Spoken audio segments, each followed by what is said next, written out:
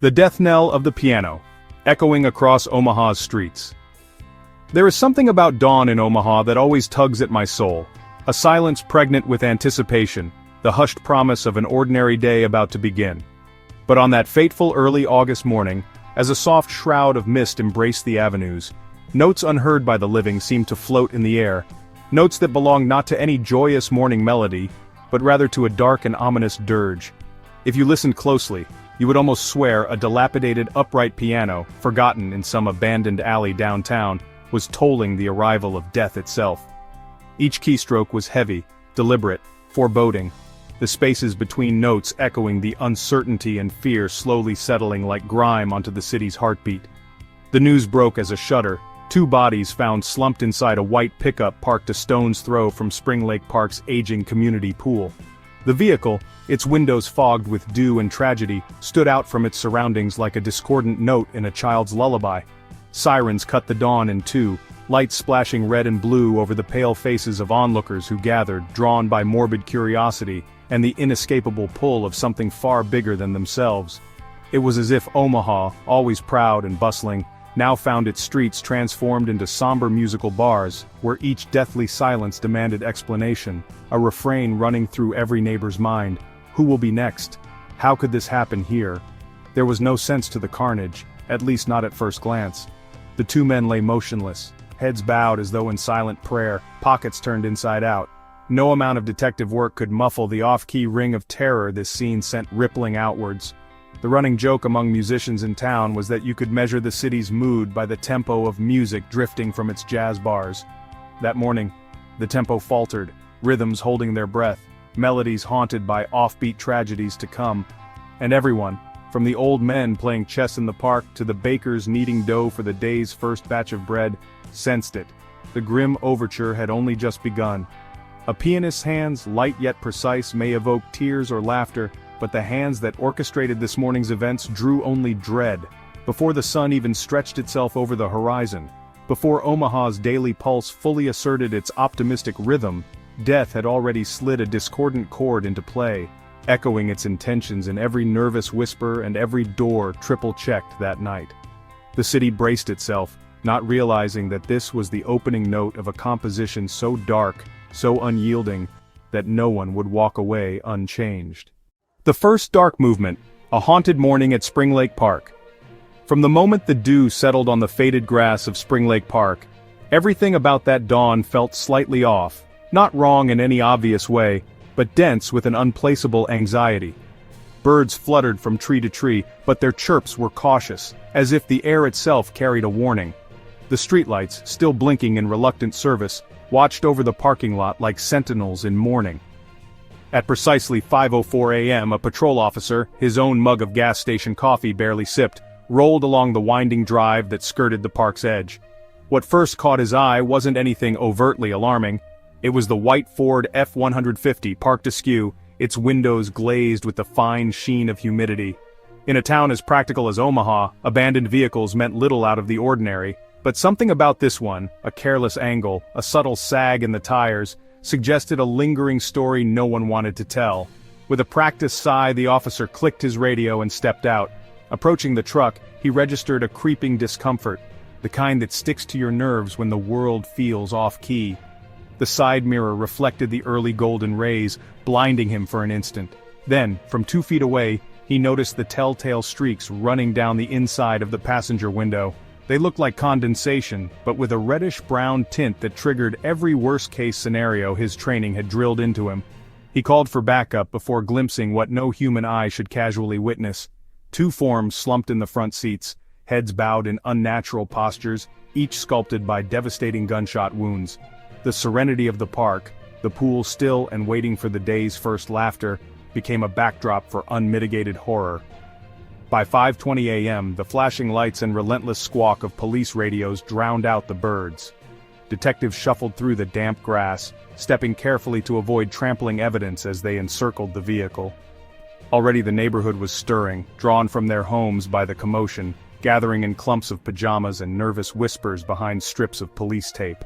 Inside the truck, the 2 men, later identified as Hoji and Juan, were ghoulishly silent, pockets turned out, cell phones tossed carelessly to the floor, faces as pale as the streaks of dawn coming through the windshield.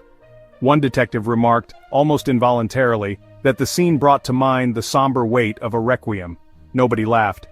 The forensics team worked in tense coordination, brushing every surface, gloved hands gliding over steering wheel and seatbelt, while rumors began to grow like fungus among the watching crowd. Every new murmured detail felt composed, as if the city itself was trying to understand this sudden minor key in the rhythm of daily life. It was a robbery. No, it must have been personal. I heard there was a mark on the door. Evidence collection offered a single, almost fragile clue: an incomplete fingerprint, smudged but distinct, on the door handle.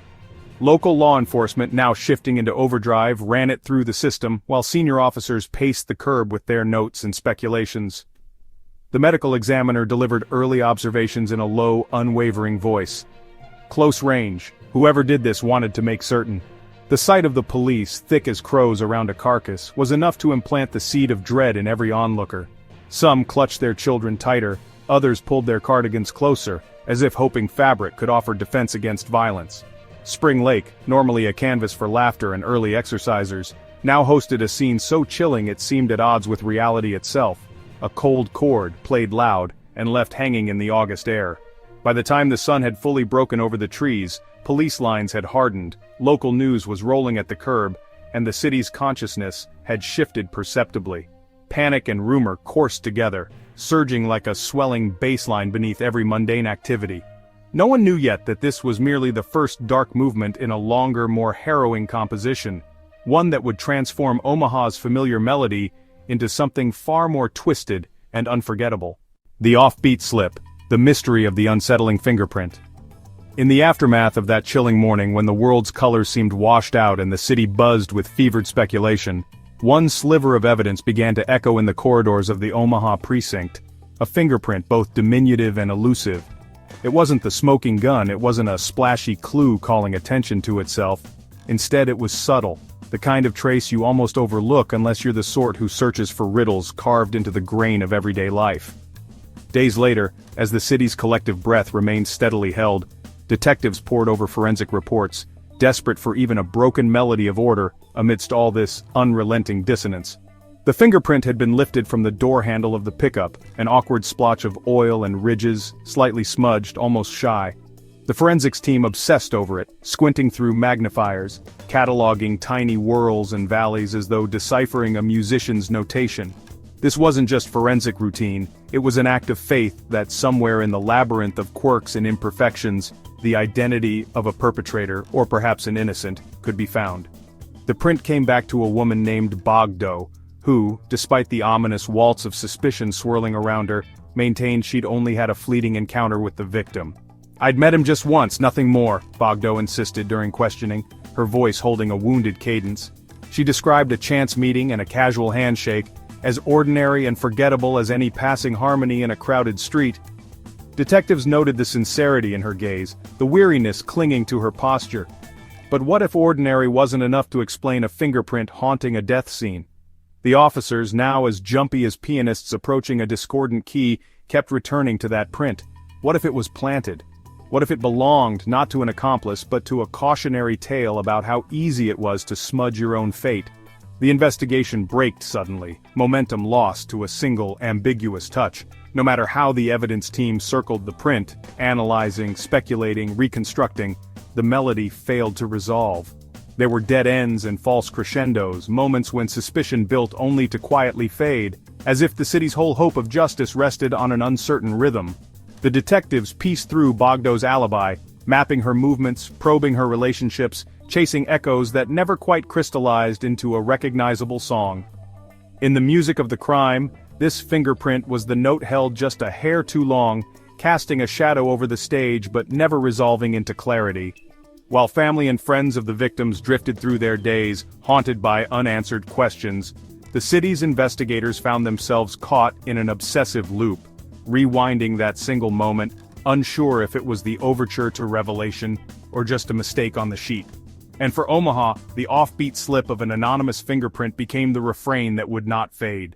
The second crescendo, a chilling rock riff on the grass. Dawn had barely brushed the horizon when Omaha police received a call that would shake the city to its core. The air was thick with the residue of summer festivities and the faint echoes of last night's laughter, but on this particular patch of grass near an ordinary parking lot, the atmosphere was pierced by the leaden silence of dread. A convenience store clerk, on his exhaustion-laden walk home after a long night shift, spotted what he first mistook for a pile of abandoned clothing sprawled in a crude heap. A dark stain crept across the tangled fabric, glistening ominously in the morning light. As he cautiously drew closer, the chilling reality snapped into focus. It was a body, face down, shrouded in a hoodie, sneakers still on, limbs splayed across the dew-soaked grass like discarded marionette strings.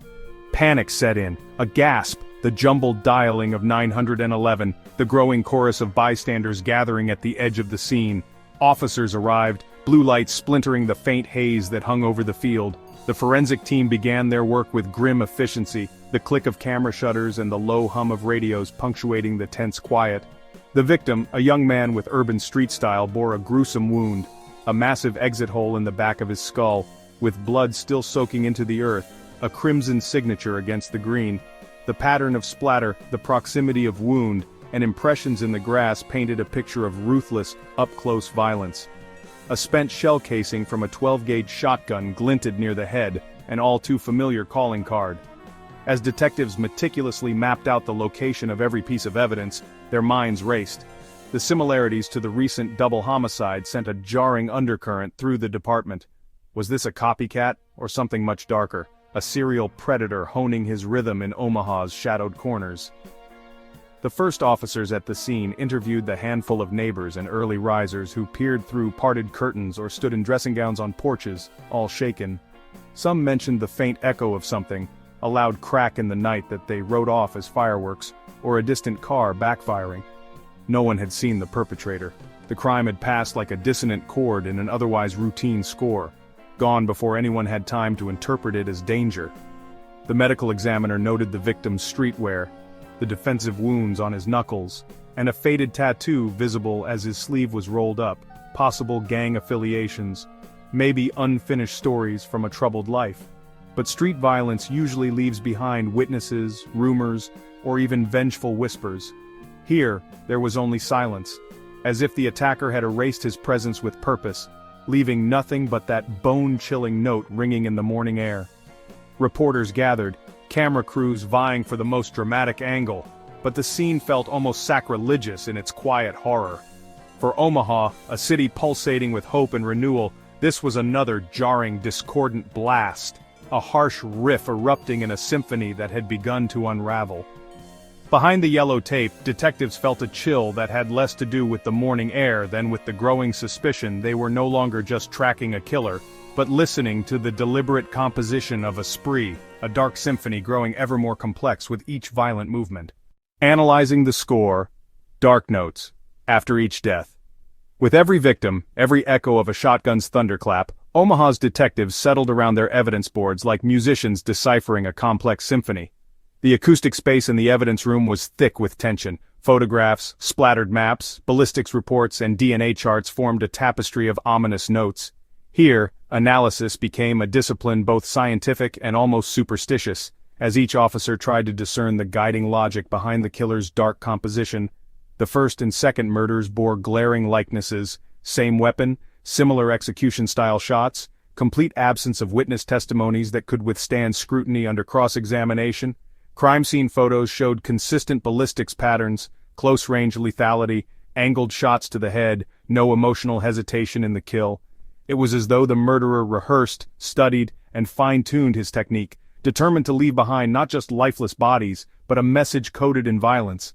Consulting forensic musicians, criminal profilers, the pattern appeared like a refrain repeated across haunting verses.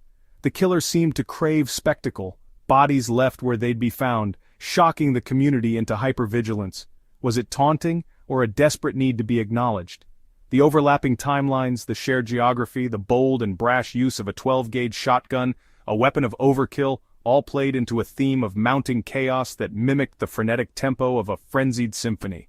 More chillingly, there was a palpable coldness in the design. No passionate outburst, no chaotic struggle. The murders landed like perfectly timed notes. Investigators puzzled over motive. Was it a violent vendetta or random selection? Why the sudden eruption and why now?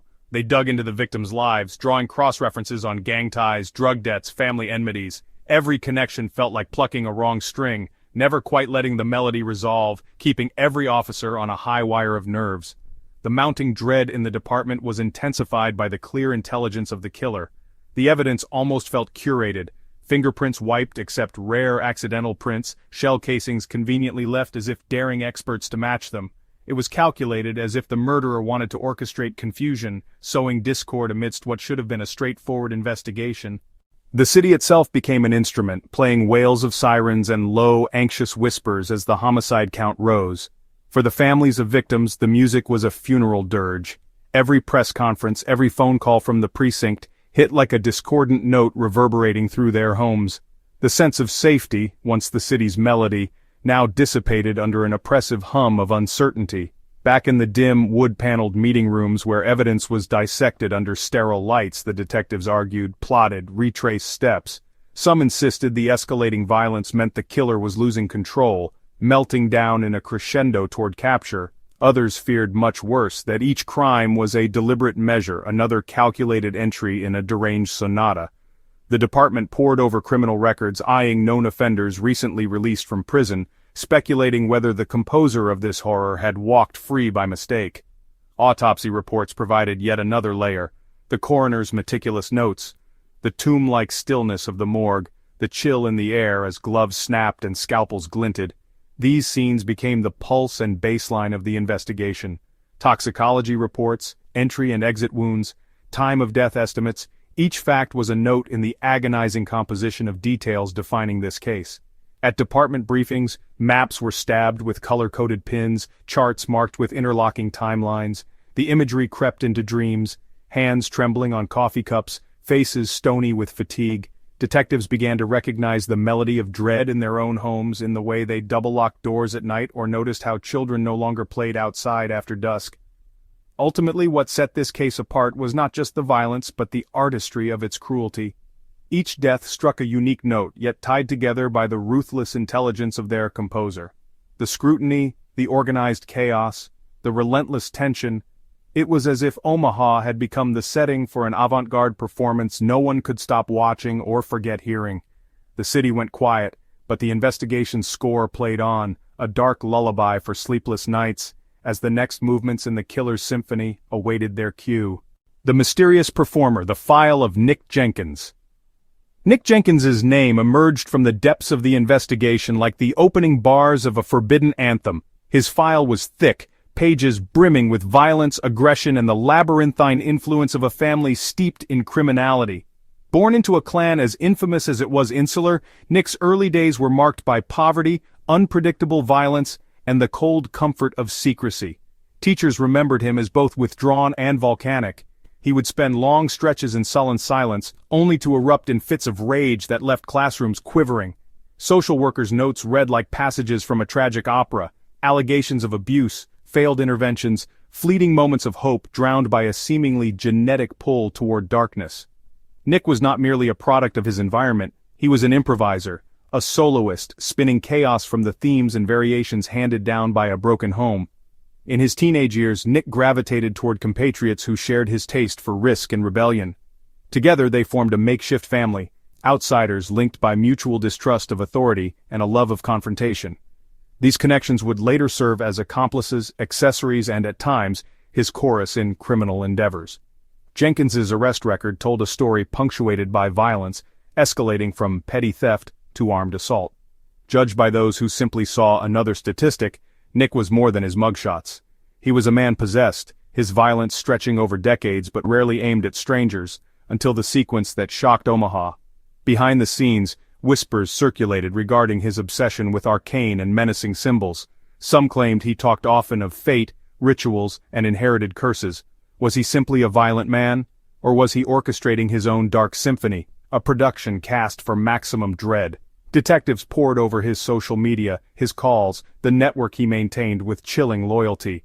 Even in the tepid confines of police headquarters, there was talk of needing more than logic to decipher Nick's next move. He boasted of kin who would sing the song of vengeance, should he be caught. The city's anxiety spiked. Was Jenkins planning a finale, or was he only the opening act in a generational tragedy? Ultimately, the file on Nick Jenkins became not a case study in criminality, but a knock on the doors of fate, society, and family. As detectives compiled timelines and theories, they couldn't shake the feeling that Jenkins was both composer and conductor of the horror unraveling in Omaha.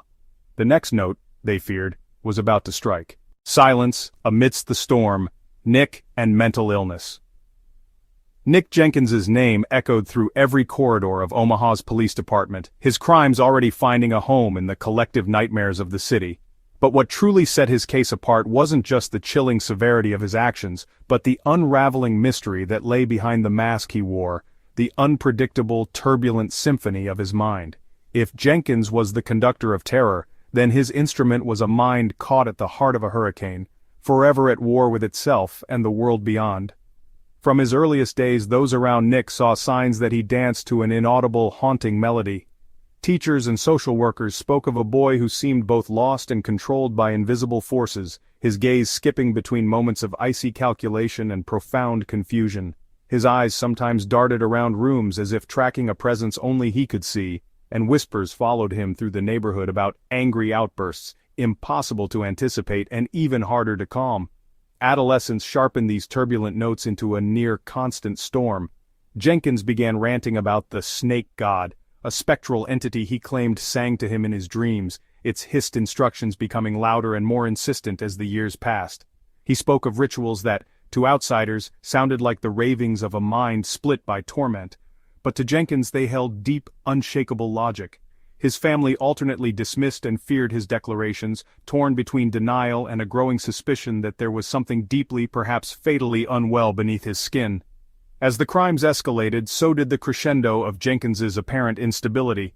In interviews after his arrest, he spoke in riddles and half-truths, sometimes slipping into a chilling clarity, other times dissolving into guttural mutterings.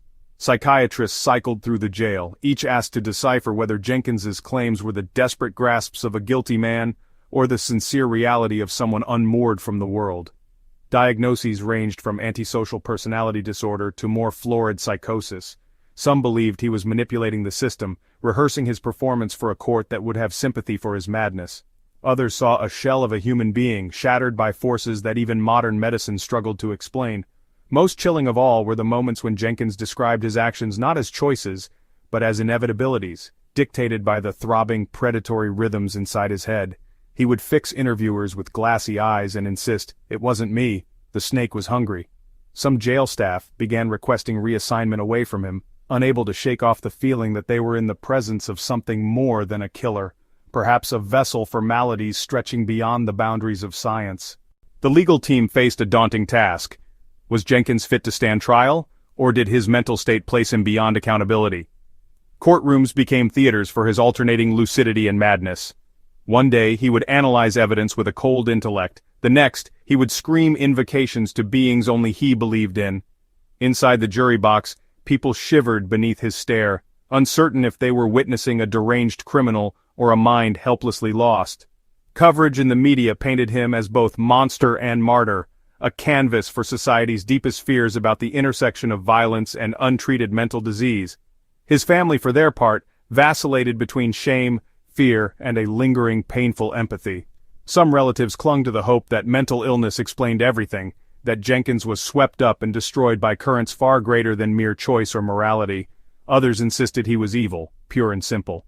Neighborhood rumor spun a web that trapped even those who tried to avoid his shadow, breeding a culture of whispered caution and superstition.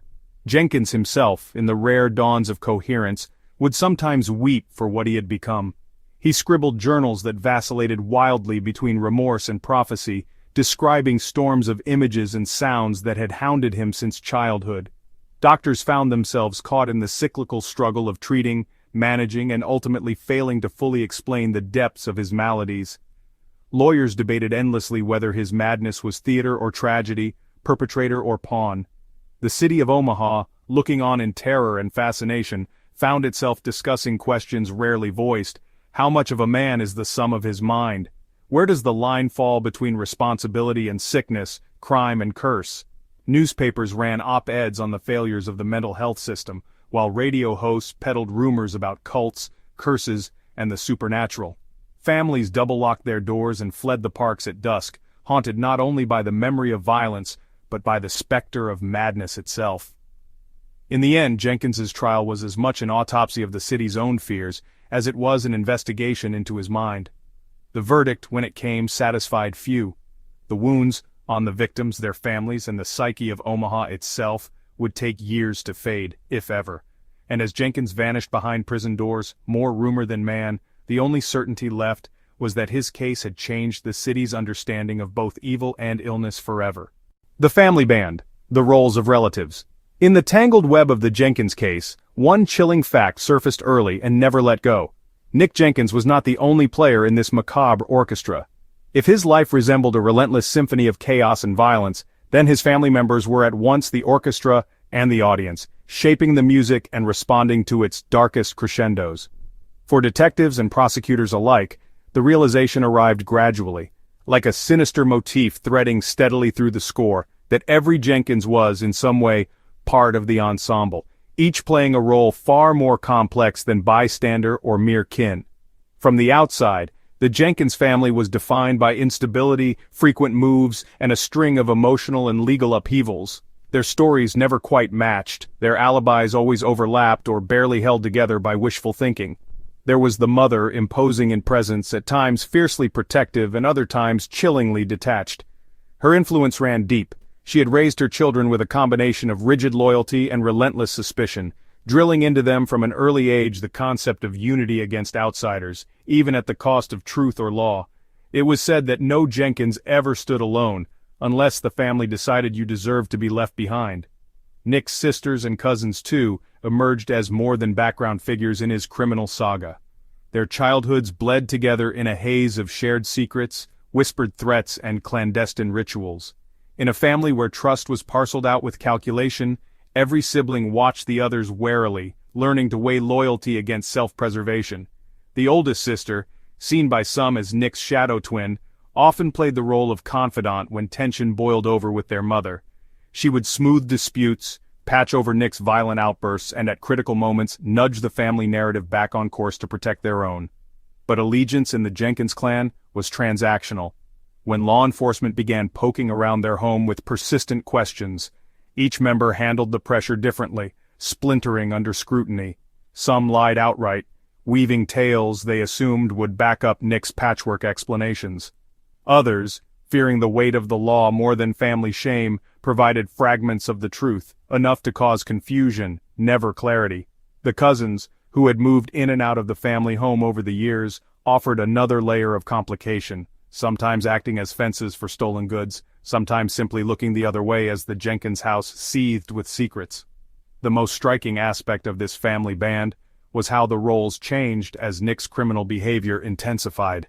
Early on, relatives might have believed they were just helping a wayward brother or son avoid minor trouble. As the violence became impossible to ignore, the calculus shifted. Some doubled down on denial, insisting that Nick was being framed and the police were targeting them because of their last name. Others, perhaps propelled by self-preservation, began cautiously distancing themselves, unknown to the rest, quietly seeking legal advice or forming alliances outside the bloodline. For law enforcement, unraveling this web felt at times like playing chess with opponents who rotated seats each move. Surveillance yielded evidence of midnight meetings in backyards, whispered phone calls made from gas station payphones, and coded exchanges that left investigators frustrated. At family gatherings, birthdays, wakes, even impromptu barbecues, conversations became battlegrounds for loyalty. Who would keep a secret? Who might betray a cousin for leniency? The tension simmered constantly, invisible yet ever-present. What made the Jenkins family particularly formidable was the way they instinctively closed ranks when threatened. If a child was arrested, the elders would immediately organize support, legal fees, alibi construction, and if necessary, distraction campaigns to scramble investigators. The family home itself became a character in the investigation, a physical hub for plotting, refuge, and erasure of evidence. If Nick was the conductor, his relatives proved adept first chairs, ready to amplify or muffle the melody as needed. Still, loyalty had its price. Through wiretaps and interviews, law enforcement gradually stripped away the facade. Opportunities for individuals to save themselves by testifying started to surface. Here, the facade of unity cracked. Private animosities that had long festered, old slights, competitions for maternal affection, secret loves and betrayals, came spilling forth. In the courtroom, the spectacle of relatives taking the stand against each other shocked even seasoned court reporters. Some wept, some spat curses. All bore marks of a loyalty twisted far beyond recognition, sometimes a badge of pride, more often a chain they could not break. What the Jenkins case revealed was not just a story of crime, but a haunting portrait of inherited allegiance and the burden of family. For every overt act aiding Nick, there was a shadow of fear, guilt, or desperation. For every conspiracy, an undercurrent of love warped by trauma. No one left the ordeal unchanged. The ultimate tragedy of the Jenkins family band was that, underneath all the noise, they were each left questioning what, if anything, remained of themselves once stripped of their familial music. The city watched as each played their final note, some with resistance, some in resignation, and the chilling symphony of kinship came to an end, leaving behind an echo the community would never forget. Relentless drumbeats, the crime spree, and manhunt. The city of Omaha had rarely experienced such relentless tension. Each crime scene struck like a drumbeat, sharp, violent, and echoing through both the city's streets and the corridors of its collective mind. The spree began with a methodical ferocity that left even the most battle-hardened detectives scrambling to keep up, as evidence emerged in fragments too discordant to form a clear melody. Yet the underlying rhythm, the tempo of mounting dread, was clear to all. In the immediate aftermath of the first double homicide, the city held its breath. Residents locked their doors and peered through curtains while police barricaded neighborhoods, their sirens slicing through the night air. Officers moved in organized patterns, tracing possible exit points from each crime scene, comparing shoe prints, and reviewing hours of grainy surveillance footage with an intensity bordering on obsession. They knew, as did the public, this was no ordinary killer, and one misstep could mean more blood on the streets. The crime scenes themselves unfolded with a disturbing symmetry, each victim left in a public place staged with a cold regard for spectacle. Detectives theorized that the perpetrator was sending a message, one not meant for law enforcement but for some unseen recipient or perhaps simply for himself. Clues emerged piecemeal, a cigarette butt here, an unregistered firearm shell there, strands of hair that uncovered little more than a hint of familial DNA. The city's crime labs worked overtime, cataloging and cross-referencing in a race against the next inevitable drumbeat. The manhunt rapidly escalated into something akin to psychological warfare. Investigators, working 12-hour shifts, drew on every resource at their disposal. A task force formed in haste but with surgical focus, assembling expertise from homicide, forensics, and behavioral analysis units. The streets of Omaha were combed, door-to-door interviews, traffic stops, SWAT teams dispatched at the faintest whisper of credible sightings. As law enforcement pressed harder, the killer adapted. He seemed to anticipate police movements, selecting crime scenes just beyond the reach of ongoing patrols. Bodies were discovered in increasingly brazen locations, as if taunting those who pursued him. A playground at dawn, a shopping plaza after hours. Each murder took on its own grim choreography, but the thread tying them together felt calculated and cruel. Ironically, the chaos on the surface was mirrored by order behind the scenes. Investigators charted timelines, plotted victim connections on whiteboards, and mapped criminal activity with digital precision. What emerged was a chilling web, intersecting lives, disputes unresolved, debts unpaid, and fraught links to the Jenkins family. Still, every time the police thought they were closing in, a new victim appeared, as if the perpetrator lurked one desperate step ahead. The effect on Omaha and its people was palpable. News bulletins became morning ritual. Every household waited for names, addresses, and patterns, fearful of finding themselves or their loved ones within the spreading inkblot. Civic leaders urged caution, but anxiety had already transformed neighborhoods into fortresses. Local businesses shuttered early. Children were kept indoors. Parents left lights burning through the night. Even seasoned police officers confessed to feeling hunted, knowing any routine call could signal the next beat in this relentless, nightmarish symphony. Psychological profilers weighed in, offering insight that sometimes only deepened the dread. Here was a killer with intelligence, patience, and a taste for spectacle. He left behind just enough evidence to unsettle, but not enough to unveil his face. Press conferences became battlegrounds. The police chief's stern proclamations contrasted with an undercurrent of vulnerability, the city's confidence replaced by the ache of uncertainty. "We're dealing with someone who plays to an audience," one profiler said. "He wants to be pursued as much as to terrorize."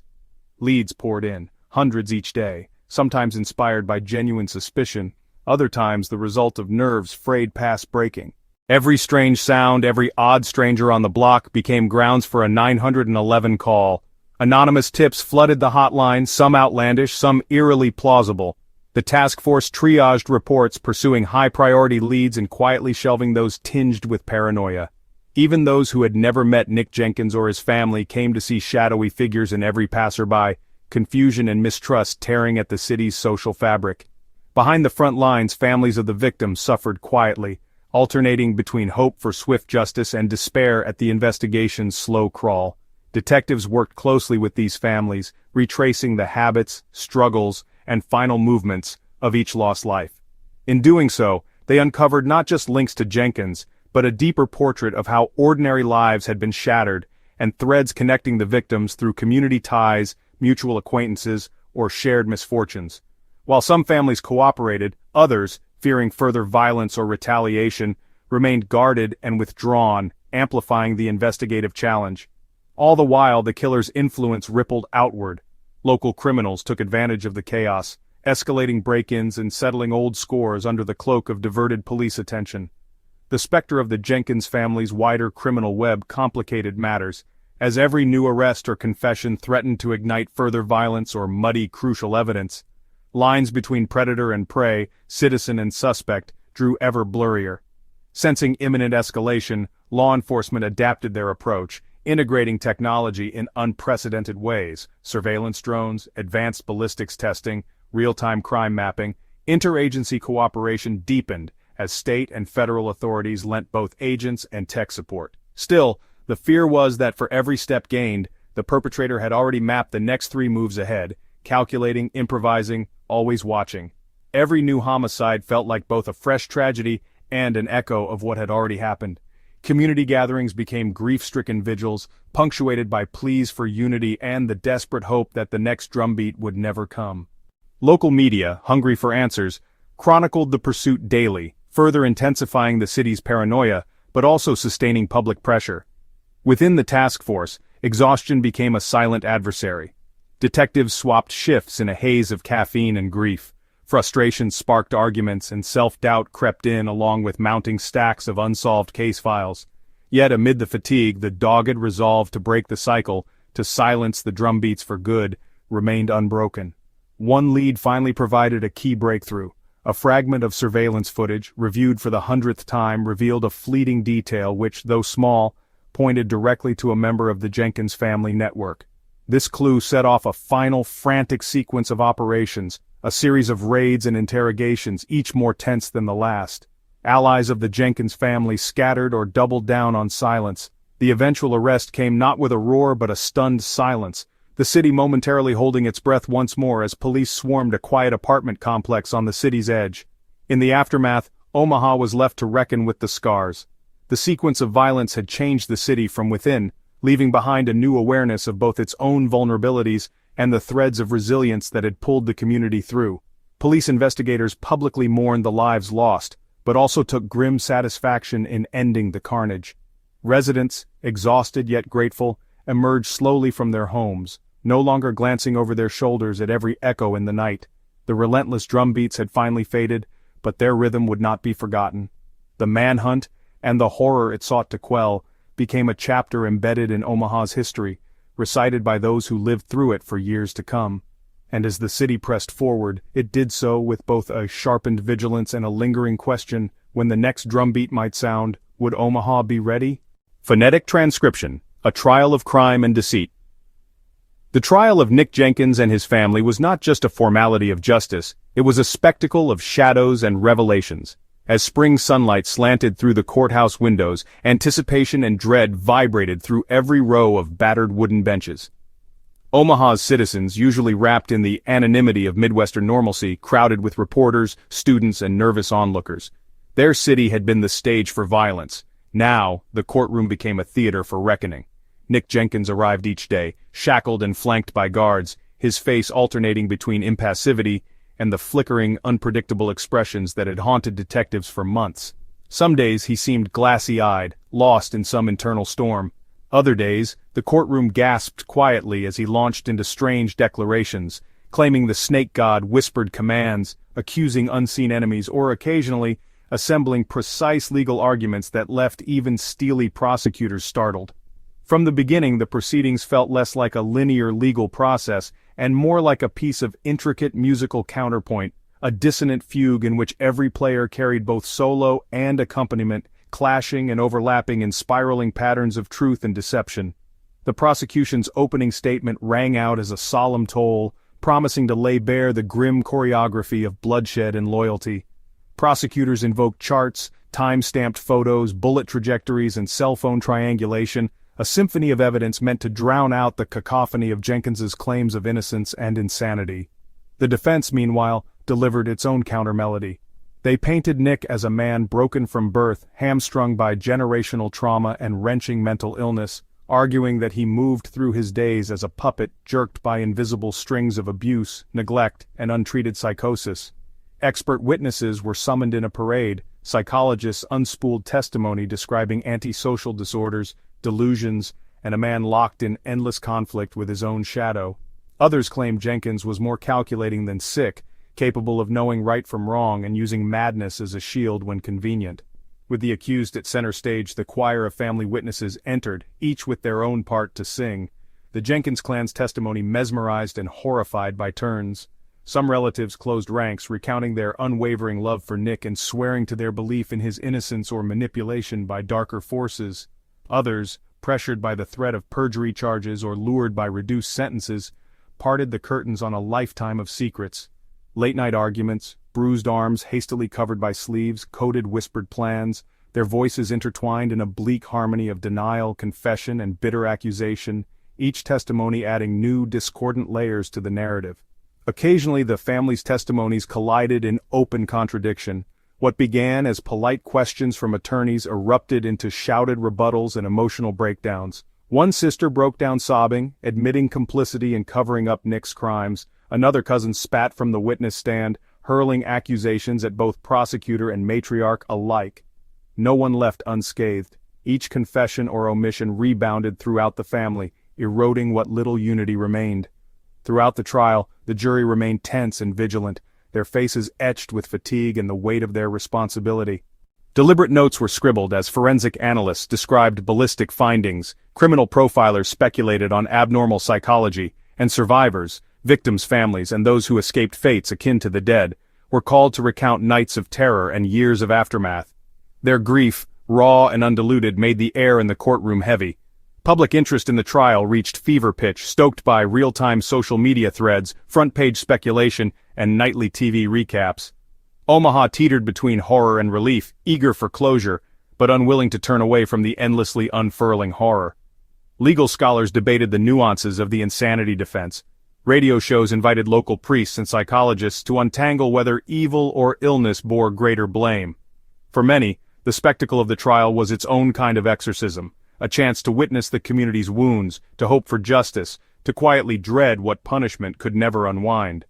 In the trial's second act, the lawyers sparred over evidence of intent. Prosecutors focused on handwritten notes, cryptic diaries Jenkins kept for years, peppered with violent imagery, references to the Song of the Snake, and chillingly specific predictions of bloodshed.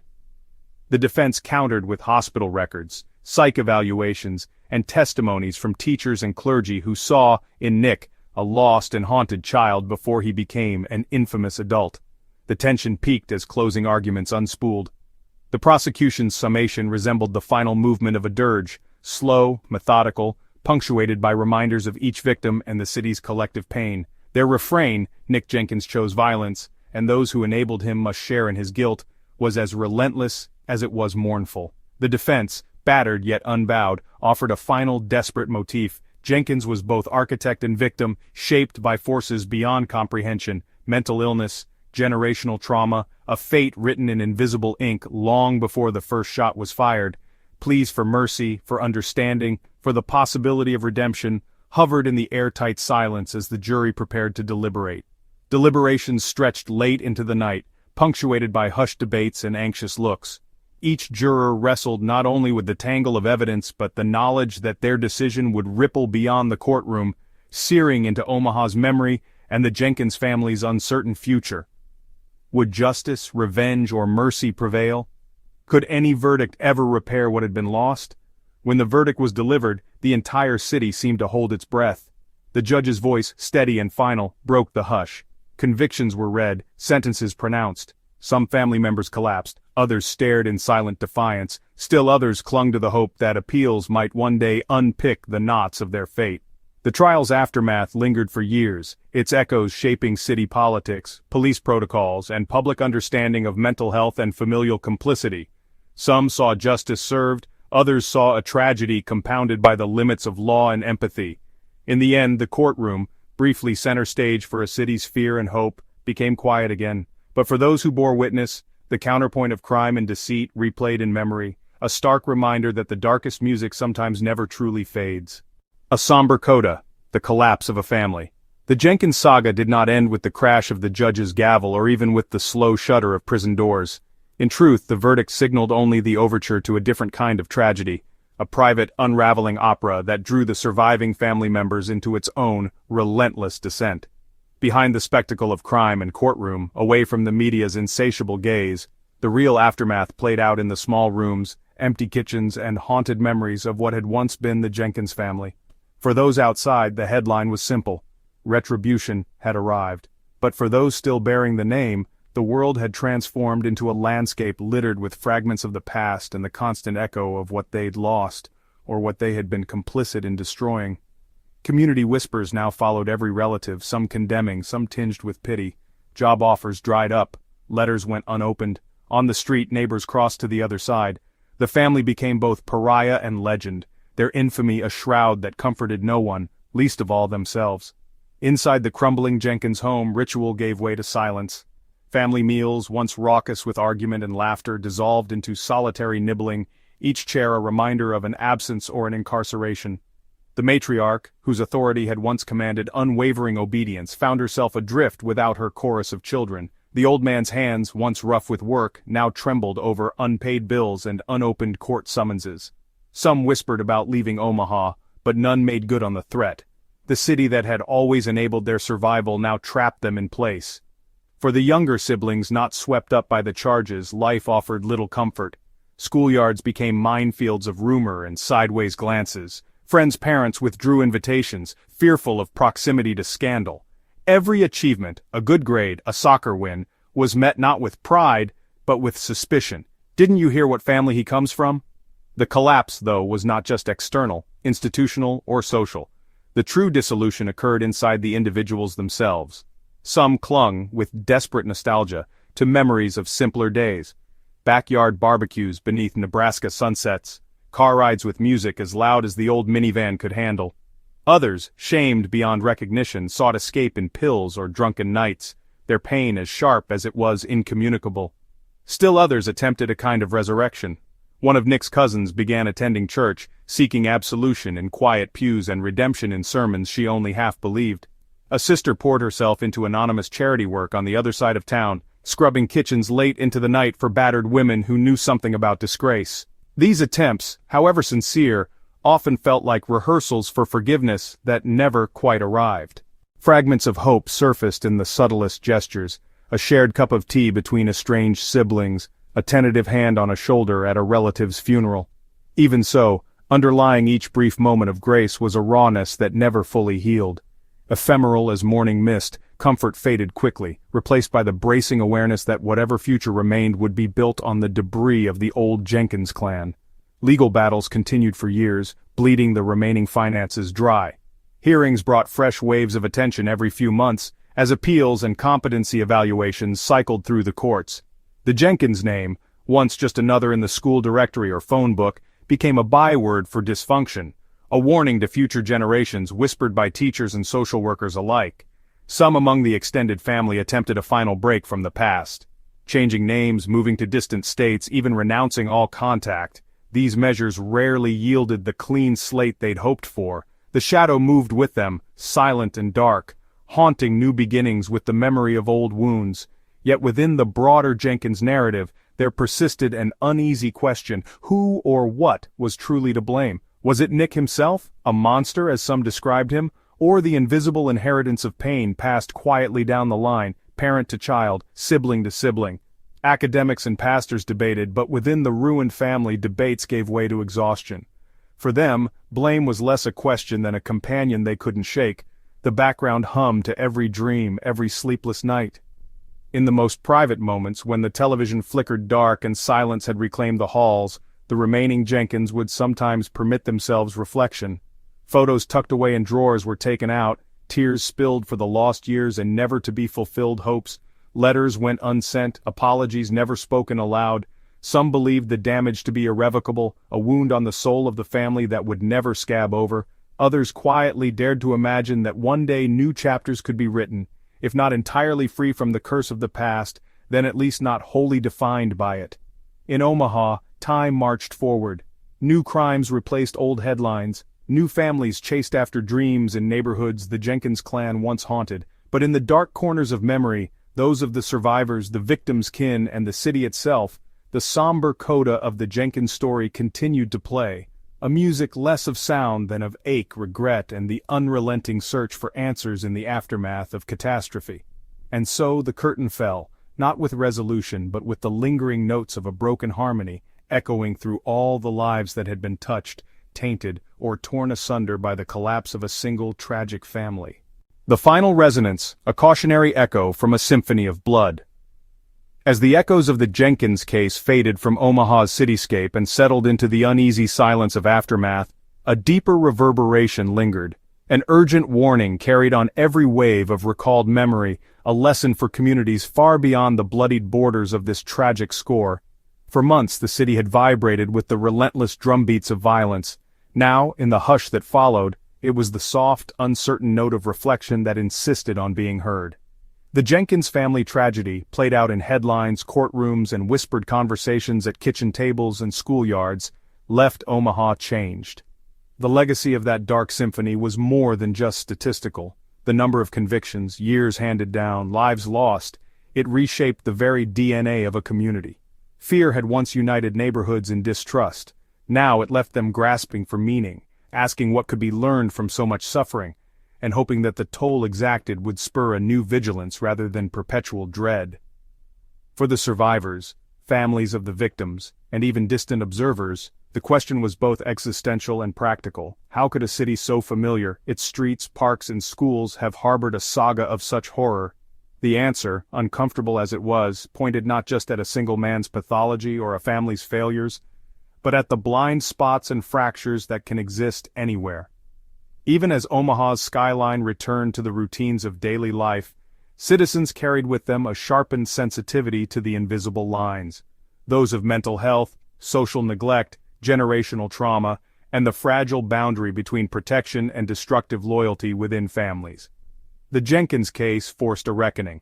With mental health systems stretched thin and stigma preventing many from seeking help, the city realized that stories like this are not born in isolation. The warning was stark. No community is immune when there are cracks wide enough for monsters, real or imagined, to slip through. Counselors and advocates began visiting schools, not to terrify but to teach resilience, awareness, and the importance of seeing, hearing, and supporting those most at risk. For once, take care of each other was not just a platitude but a survival strategy. The haunting aftermath also catalyzed institutional changes. Law enforcement agencies scrutinized their own processes, identifying gaps in interagency communication and the dire need for more robust support for families at risk. The court case's high profile exposed shortcomings not only in criminal prosecution, but in the intersection of the justice system with the realities of mental illness. Suddenly, funding for preventive care, domestic violence outreach, and psychological services was not an afterthought, but a frontline concern. There was an unspoken pact to never allow another symphony like this to be composed in silence. Yet, amid all the institutional reform and public dialogue, perhaps the most poignant legacy was personal. Parents, siblings, friends, anyone touched by the ripple effect, found themselves haunted by what-if questions. If someone had spoken up sooner, if the stigma around seeking help wasn't so suffocating, if loyalty to family could have been balanced with the courage to break the silence of complicity, community forums and church gatherings became spaces where these questions were no longer taboo. The act of remembering, even painfully, took on its own kind of nobility. Some voices, especially those of surviving relatives and witnesses, urged against turning the Jenkins saga into mere folklore or cautionary meme. To do so, they argued, would be to strip away the hard-won lessons and reduce real suffering to narrative convenience. Instead, they asked that the city remember the tragic symphony not merely as a warning, but as a call to empathy and vigilance, a signal to both recognize the signs of distress and to intervene with compassion, not just suspicion or fear. On the anniversary of the first murders, Omaha held a vigil, a somber musical commemoration blending melancholy with hope. Children who had been shielded from the worst details released paper lanterns, sending points of gentle light across the Missouri River. Survivors read letters, not only of grief, but also of gratitude for the resilience and unity found in shared adversity. In those moments the city seemed to agree. Moving beyond tragedy does not require forgetting, but rather, learning to walk in its echo, to listen for the final resonance that warns, heals, and encourages us to play a better, kinder song together. So, what endures from the Jenkins case? Not just a record of criminal infamy, but a refrain, a caution that darkness left unchecked can permeate even the closest bonds, families, and communities, that safety relies not on silence, but on the courage to confront suffering wherever it is found, and that every member of every city plays a part in both anticipating the discord and composing a more harmonious future. This is Omaha's legacy, to remember, to reform, to never be lulled by quiet into forgetting the lessons sung, sometimes in blood, by those who came before.